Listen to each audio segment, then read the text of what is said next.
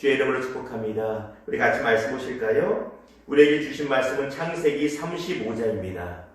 창세기 35장 1절에서 8절까지 보겠습니다. 제가 가진 구약성경 53페이지와 54페이지에 있는 창세기 35장입니다. 창세기 35장 1절 제가 먼저 교독하겠습니다. 하나님이 야곱에게 이르시되 일어나 베델로 올라가서 거기 거주하며 내가 내 형 에서의 낯을 피하여 도망하는 때에 내게 나타났던 하나님께 거기서 제단을 쌓으라 하신지라. 야곱이 이에 자기 집안 사람과 자기와 함께한 모든 자에게 이르되 너희 중에 있는 이방 신상들을 버리고 자신을 정결하게 하고 너희들의 의복을 바꿔 입으라. 우리가 일어나 베델로 올라가자 내 환난 날에 내게 응답하시며 내가 가는 길에서 나와 함께 하신 하나님께 내가 거기서 제단을 쌓으려 하노라 하매 그들이 자기 손에 있는 모든 이방 신상들과 자기 뒤에 있는 귀고리들을 야곱에게 주는지라.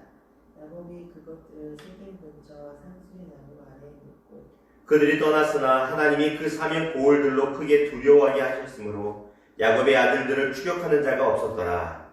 야곱과 그와 함께한 모든 사람이 가나안 땅 루스 곧 베델에 이르고 그가 거기서 제단을 쌓고 그것을 엘베델이라 불렀으니 이는 그의 형의 낯을 피할 때에 하나님이 거기서 그에게 나타나셨음이더라. 같이 읽을까요? 시작. 리브가의 이모 두보라가 죽음에 그를 베델 아래에 있는 상수리 나무 밑에 장사하고 그 나무 이름을 알론 바굿이라 불렀더라. 아멘. 주의 이름을 축복합니다. 오늘은 예배 몇 분이나 들어오셨는지 궁금하네요. 저는 알 수 없기 때문에 여러분이 많이 같이 마음 모아서 예배 드린 것 자체만을 감사하고요. 또 영상으로 되기 때문에 가능한 우리 성도들이 어느 자리에서든지 더 많이 예배에 참여해서 은혜를 나눴으면 좋겠습니다.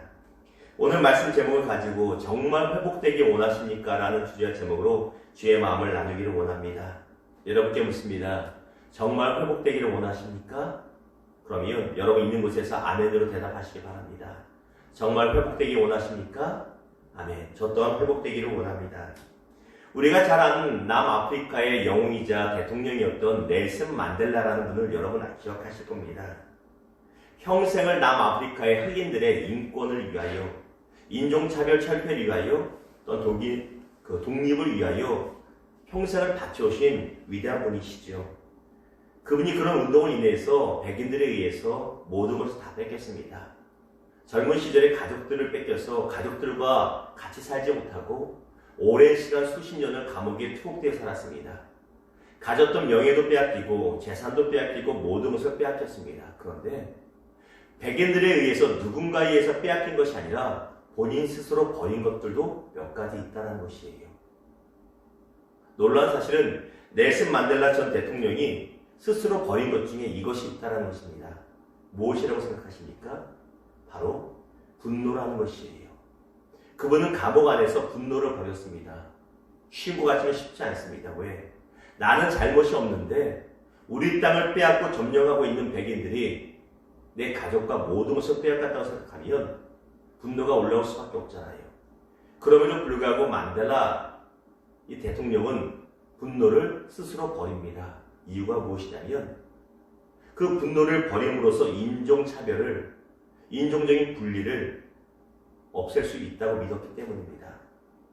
분노가 있으면 남아프리카가 온전한 나라가 될 수 없다고 믿었기 때문에 스스로 마땅히 품을 수 있는 분노마저도 내려놓고 버렸다는 것입니다. 이것이 우리에게도 필요합니다. 그분이 나라의 독립을 위해서, 인종차별을 위해서 버렸다면 우리도 무언가 버려야 될 것이 있지 않은가. 정말 회복되기 원한다면 하나님 보시기에 올바르지 않은 것을 분명히 버릴 것이 있지 않은가 돌아봐야 된다는 것입니다. 오늘 말씀의 배경이 어떻게 됩니까? 우리가 아는 것처럼 야곱의 가정에 큰 사건이 일어나죠.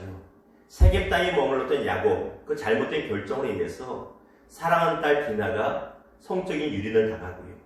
그리고 그 결과 두 명의 아들들 시므온과 레위가 칼을 들고 세겜 족속의 모든 남자들을 도륙하게 됩니다.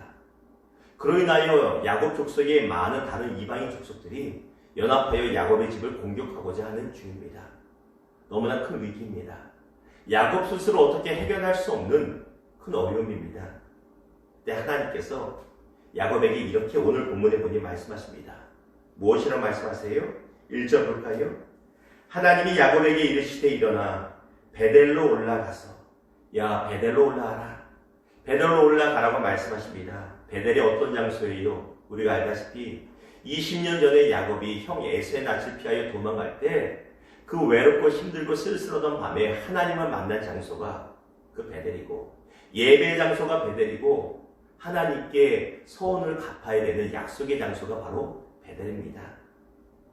그렇다면 하나님은 왜 베델로 꼭 베델로 부르십니까? 하나님은 야곱의 삶을 회복시키기 위하신다는 것입니다. 다시 말하면 야곱의 무너진 신앙이 회복되려면 베델로 올라가야 되고 야곱의 삶의 무너짐이 회복되기 원한다면 야곱의 삶의 문제가 해결되기 원한다면 다른 곳이 아니라 베델로 올라가야만 된다는 것입니다. 바로 그것이 하나님이 계신 장소고 예배의 장소이기 때문이라는 것이에요. 그런데 오늘 본문을 보면 야곱이 곧장 베델로 올라가는 것이 아니에요. 그렇다고 해서 어떤 핑계거리를 만든다는 것은 아닙니다. 오늘 말씀을 보니 베델로 짐을 싸서 가기 전에 자신의 아내들과 자녀들, 가족들을 다 불러 모읍니다. 그리고 세 가지를 말하는 것을 보게 됩니다. 2절 볼까요?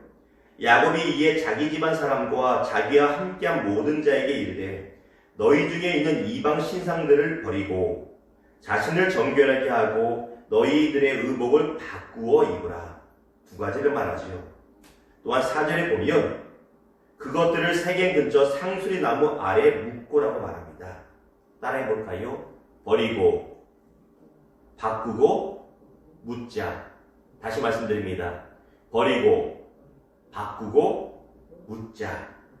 정말 우리 생각에 회복이 되기 원한다면 무너져 있고 뭔가 식어져 버린 나의 신앙이 회복되기 원한다면 내 삶의 문제가 해결되기 원하고 무너진 삶이 회복되기 원한다면 이 세 가지가 필요하다는 것입니다.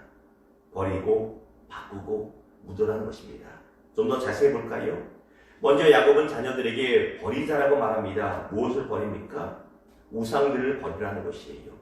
너희 가운데 나몰르게 있었던 것 아니면 내가 알지만 모르는 척했던 우상들을 버리라는 것입니다.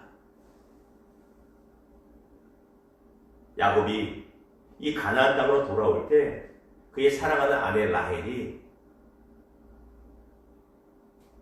아버지 라반의 드라빔이라는 것을 훔쳐가지고 나오는 것을 보게 됩니다. 굳이 가져오지 않아도 되는데 가족신이라고 불리는 우상 드라빔을 가지고 나와서 숨기고 집안에 있었습니다. 그걸 버리지 못해서 며칠이 지난 아마 몇 달 정도 지났겠지요. 그 시점에 온 가족 내에 우상들이 가득했다는 것이에요. 야곱은 이렇게 말합니다. 이 우상이라는 것은 죄의 습관이라고 말할 수 있는데 너희가 정말 회복되기 원한다면 삶이 회복되고 신앙이 회복되기 원한다면 여전히 너희 속에 가지고 있는 죄의 습관의 모습을 버려야 된다고 말하는 것입니다. 우리는 어떤지 모르겠습니다. 예배 나와서 주의 은혜를 바란다고 하면서도 내가 가지고 있는 죄의 형태와 습관을 여전히 가지고 있는지 모르겠어요. 두 번째 야곱은 바꾸라고 권면하고 있다는 것입니다. 무엇을 바꿔요? 너희의 옷을 바꿔서 정결하게 하라고 말합니다. 옷이라는 것이 무엇입니까? 하나의 문화입니다. 야곱이 있는 것은 세겜 땅이죠. 세상의 문화입니다. 그곳에 머문 지 얼마 되지 않았을 것이에요. 그럼에도 불구하고 세상의 문화의 옷을 입어서 그것으로 인하여 그들이 하나님 보시기에 올바르지 않는 삶의 문화와 형태를 가지게 됐다는 것이에요. 이 시대의 많은 아이들, 학생들이 초등학생이라 할지라도 동성애에 대한 잘못된 인식을 가지고 있고 생활윤리에 대한 잘못된 의식을 가지고 있습니다. 세상 문화에 물들어 버린 것이에요. 세상 옷을 입고 있다는 것입니다. 그것을 버려야 되고 바꾸라는 것입니다. 에베소서 4장 22절부터 24절에 이렇게 말합니다. 22절에 보면 너희는 썩어져가는 유혹의 욕심을 따르는 옛사람을 벗어버리라고 말합니다. 또한 24절에는 그러므로 하나님의 의와 진리의 새 사람을 입으라고 말합니다. 성경이 동일하게 말하고 있어요. 세상 가운데 살면서 세상의 옷을 입고 있는 것이 아니라 만약 그렇고 있다면 벗어버리고 하나님의 성령의 옷, 진리의 옷을 입어야 된다는 것입니다. 예수를 믿으면서도 예배에 나오면서도 내 삶이 회복되기 원한다 하면서도 여전히 세상의 문화 가운데서 즐기며 살고 있다면 이것이 먼저 선행되어야 된다는 것입니다. 또 야곱은 무엇을 말합니까? 묻어라고 말합니다. 이런 모든 것들을 모아다가 다시 짐을 싸서 가지고 가면 아무 소용이 없다는 것이에요. 깊이 땅을 파서 묻으라는 것입니다. 특별히 우리가 묻어야 될 것이 무엇일까요? 과거의 상처입니다. 이 상처 때문에 신앙이 자라지 않는 성도들이 적지 않습니다. 어렸을 때부터 받은 상처가 있고, 직장에서 받은 상처가 있고, 배우자에게 받은 상처가 있고, 심지어 목회자에게 받은 상처가 있고요. 성도끼리 받은 상처가 있을 수도 있어요. 문제는 그 상처를 여전히 가지고 있음으로 말미암아 신앙생활이 회복되지 않으며 삶 가운데 여전히 막힘이 있을 수가 있다는 것입니다. 또한 증오의 마음입니다. 누군가를 깊이 미워했던 증오의 마음을 묻어버려야 되는데 이것 때문에 막힌다는 것입니다. 여러 가지 악한 감정들이고 생각들을 묻어야 된다고 성경 우리에게 말하는 것입니다. 다시 말씀드립니다. 정말 회복되기 원하십니까?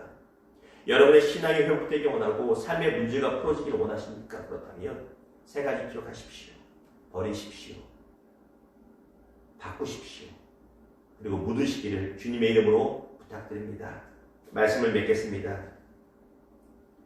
기형도라고 하는 목사님이 계십니다. 시인이신데 그분의 시, 우리 동네 목사님이라는 시에 보면 이런 구절이 나옵니다.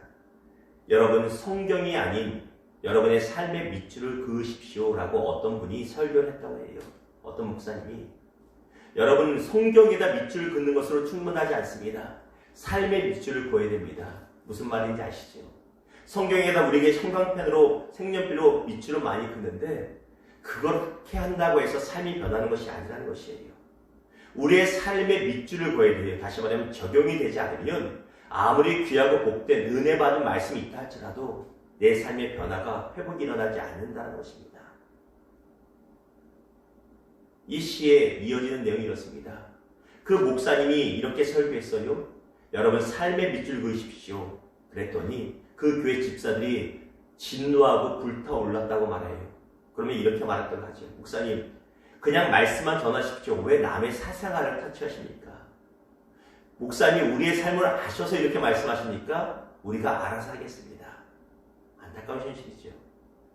성경에다 아무리 밑줄을 그어도 내 삶에 그 말씀들이 적용된 밑줄이 그어지지 않으면, 다시 말하면 말씀으로 인하여 우리의 것들이 버려지고 바꾸어지고 묻어지지 않으면 어떤 삶의 회복도 기대하기 힘들다는 것입니다. 어제 말씀 여러분 기억하시는지 모르겠어요. 어제 말씀의 핵심이 마귀는 순간을 잡으니 순간의 마음을 지키십시오라는 말씀이었습니다. 기억하십니까? 앞에 말씀을 전한 저도요. 새벽에 저를 통해서 전파된 주의 말씀을 기억하고 적용하라고 노력을 많이 합니다. 어제 하루 종일 순간의 마음과 감정과 생각을 지켜야 될 일들이 참 많았어요. 특별히 어제 저녁에는 이 비전센터 부엌에서 물이 터져서 1층에 물이 새고 아주 난리가 났습니다. 인테리어 공사에 약간의 문제가 있었던 것 같아요. 잘 해결되고 하나님의 은혜가 문제보다 크다는 걸 체험했지만 돌아보면 그때 만약 제가 순간에 이기지 못하고 화를 냈더라면 화내지 않았습니다. 어제 하루 종일 기억했던 기준이 그거였어요. 순간의 감정과 생각과 이런 것에 내가 마귀에게 놓치지 말자. 여러분, 오늘도 이 새벽에 말씀으로 주께서 여러분에게 말씀하시고 있을 것입니다. 말씀을 잊어버리지 마십시오. 말씀으로 여러분의 삶의 밑줄을 그으십시오. 그러므로 버리십시오. 바꾸십시오. 묻으심으로 신앙이 회복되고 삶이 회복되는 우리 일삼비전교회 모든 식구들 되기를 주님의 이름으로 축원합니다. 기도하겠습니다. 주님, 그렇습니다.